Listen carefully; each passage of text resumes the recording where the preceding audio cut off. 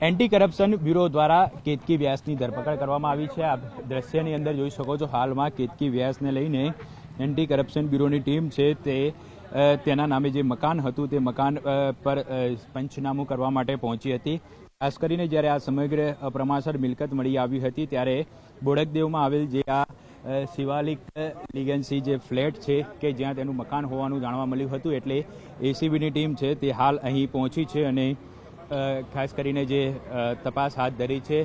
નિવૃત્ત નાયબ કલેક્ટર જે છે તેને લઈને હાલ એસીબીની ટીમ આવી રહી છે। આપ જોઈ શકો છો દ્રશ્યની અંદર જે એસીબીની ટીમ દ્વારા ખાસ કરીને ત્યાં પંચનામું કરવા માટેની કાર્યવાહી છે તે હાથ ધરવામાં આવી હતી અને જે આ સમગ્ર મામલો સામે આવ્યો હતો તેમના વિરુદ્ધમાં એક અરજી કરવામાં આવી હતી અને અરજી બાદ એન્ટી કરપ્શન બ્યુરો દ્વારા તપાસ કરવામાં આવી હતી અને લગભગ 3 કરોડ 56 લાખ જેટલી જે અપ્રમાણસર મિલકત છે તે મળી આવી હતી।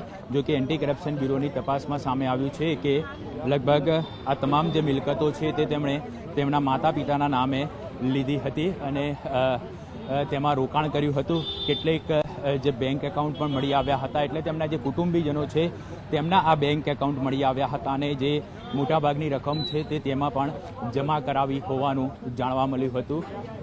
આપ જોઈ શકો છો હાલની જે એન્ટી કરપ્શન બ્યુરોની ટીમ છે તે અહીં તેમના નિવાસસ્થાને પહોંચી છે અને હાલ અહીં પંચનામું કરવામાં આવશે।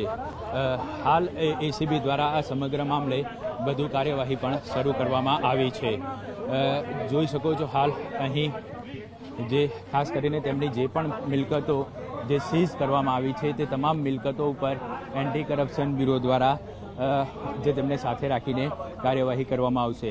આણંદ ખાતે જે તે વખતે ફરજ બજાવતા નિવાસી અધિક કલેક્ટર કેતકીબેન વ્યાસ એમના વિરુદ્ધ એક અરજી આવેલી અપ્રમાણસર મિલકત તો એમણે ધારણ કરેલી છે અને બનાવેલી છે એ બાબતની, તો એમના સંવર્ગ સંચાલક સામાન્ય વહીવટ વિભાગ પાસેથી મંજૂરી મેળવી અને તપાસ હાથ ધરવામાં આવેલી। 2023માં આ અરજીની તપાસ શરૂ કરેલી।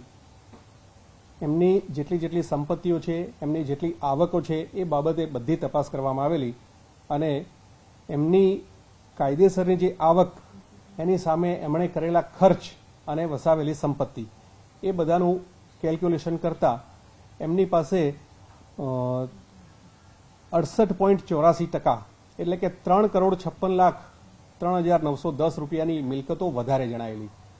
આ વધારે જે મિલકતો ઊભી કરેલી એનો એ સંતોષકારક ખુલાસો ના કરી શકેલા, એ આવક ક્યાંથી આવેલી એનો ખુલાસો ના કરી શકેલા, એટલે એ બાબતે એમના વિરુદ્ધ અપ્રમાણસર મિલકતો એક જાહેર સેવક તરીકે વસાવવા બદલ એમની વિરુદ્ધ ભ્રષ્ટાચાર નિવારણ અધિનિયમની કલમ 13(1)(b) અને 13(2) એ મુજબ ગુનો દાખલ કરી આગળ તપાસ હાથ ધરેલી।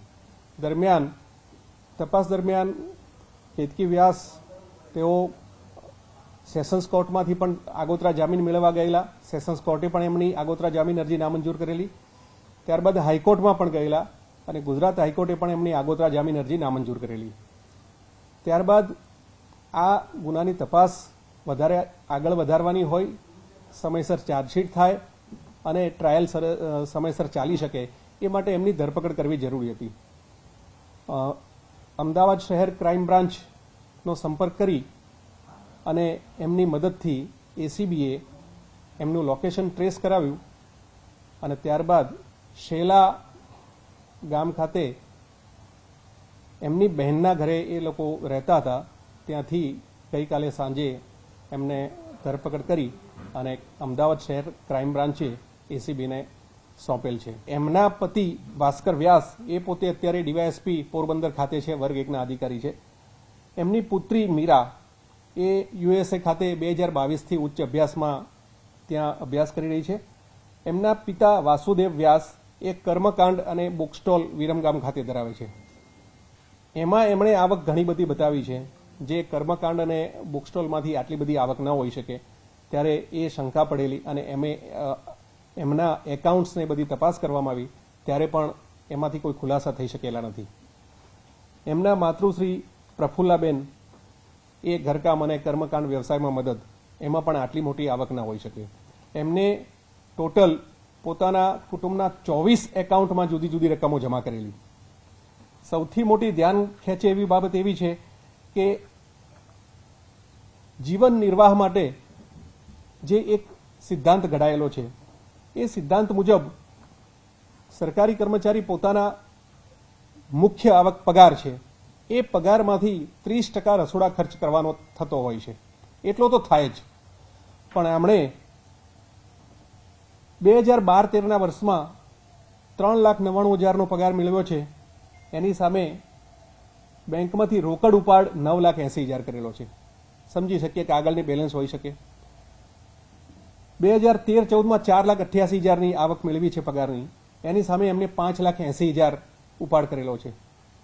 પણ એના પછી 14-15માં 6 લાખ, 15-16માં 6,29,000, 16-17માં 6,39,000, 17-18માં 6,88,000, 18-19માં 8,45,000, 19-20માં 7,61,000 આટલો પગાર મેળવ્યો છતાં 14-15થી 18-19, 19-20 સુધી એમણે રોકડ ઉપાડ ₹1 પણ કરેલ નથી. શંકા ઉપજાવે છે કે રસોડા ખર્ચ કેવી રીતે ચાલતો હોઈ શકે. 20-21માં 7,14,000ના પગારની સામે ફક્ત ₹30,000નો જ રોકડ ઉપાડ કરેલો છે. 21-22માં 10,60,000 અને 22-23માં 9,94,000, છતાં પણ રોકડ ઉપાડ કશું નથી. મતલબ કે 10 વર્ષનો જે અમે ચેક પીરિયડ ગણ્યો છે એમાં 2012-13થી 23 સુધીનો જે ચેક પીરિયડ છે એમાં એમણે 78 લાખનો પગાર મેળવેલો છે. સામે રસોડા ખર્ચ ફક્ત 15,90,000 જ છે એમાં. મતલબ કે જે સિદ્ધાંત નક્કી કરેલા છે એ સિદ્ધાંત કરતાં પણ એમણે ઓછી રકમ ખર્ચેલી છે અને ઓછી રકમ ઉપાડ કરેલી છે. ત્યારે વધારે શંકા જાય કે આટલી રકમ ઓછી ઉપાડ કરવા પાછળના કારણો શું.